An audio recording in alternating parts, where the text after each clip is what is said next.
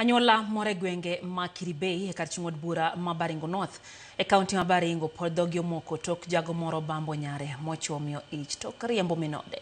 Jago no oringo molal tok timo tim makuochno ka nyathine no ochuno mondo mi ok sombe mar sekondar ka koro en kod ting' marango nyathine manomiye kod wuon mare. Otieno Joab ntiere kod ler. E chal mar kar jot mar nyathi manyakoni kama sani odake kaka dalagi. Otimo tijene mapile kaka luoko lep nyathine ma jadweche 2. Nyathi ma bende wachore ni nomako ichne kod wuon mare monyuole. She was defiled by his father, his biological father. And in fact na wakati alidefailiwa alipata mimba. E kar dak ma Kiberei mayodore e kar chung'od bura ma Baringo no, jago moro weyo ka dho oganda mathoth omoko tok mako nyare ma ja sekondar. Bambe mochwe omiye ich tok riembo minode. Wira ni minode no ne chich kod tudruok mar nyako kod wuon mare. Nyako no lero ni wuon mare osebedo kani machiegni kode kendo osebedo ka kelo ne mich mopogore opogore kaka ok tim ne nyithindgi mamoko. Lero ni wuon gi noduogo ot komer to keno tero ne chiemo ma bang'e wuon gi nochako mule mopogore. Babangu tu alianza tu mambo ya yani ya kujifanya kama ananipenda kuliko watoto wengine. Kitu ikaanza mpaka wakakosana na mamangu akatiendea tena. Babangu akaanza sasa kuniona kama mimi ananipenda sana kuliko hao wengine.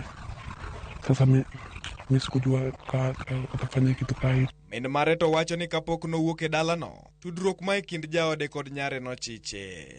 Moko kuom timbe ma wuon pargi osebedo ka timo oting'o tero nyare no kulo, tere moto, kaachiel kod chungo chunyo tieno kendo lochore nyaka e od nindo mar nyithindegi gi nying mar umogi. Wach mano make kod wuoro bang'e kano penjo jalno ne buogo mana ngimane.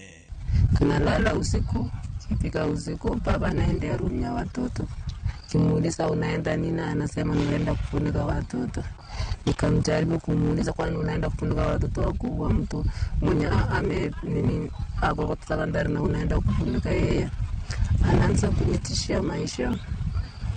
Hapa anaanza kuwa mbaya, mara anashika kisu, anashika muta, anatoa nyumba, anafanya hivi na hivi. Siku hiyo mimi nikaona hii shida sisi familia tena juu nimevumilia zaidi. Timma kamano kwed kod jodak e gwenge makono mabende wacho ni timbe mag bembo osemedore Baringo kono ne nyithindo matindo ka koro giwacho ni thoth jok matimo timbego ok maki kendo tiyo kod yore mag oledhi e lonyore e buchego. We condemn child abuse, we condemn issues of incest, we condemn fathers having to sleep with their daughters and impregnating them. Pacho mosebedo kokaw kaka kuma bere moloyo. Sani jodak go wacho ni gidak kod luoro kata e utegi ka gikwedo tim mane otim kod jagono, ndo gidwaro ni okaw okang' mar chik mar neno ni nyithindo oyudo ratichgi. Anyako no to dwaro mondo okonye e yore mopogore opogore moting'o manyo ni nyathine no nying ka bende oparore ka obiro dhi nyime kod somo mare. Without home is the safest place for our girls, and at this point in time as we speak, home is no longer safe for our girls. We condemn that act.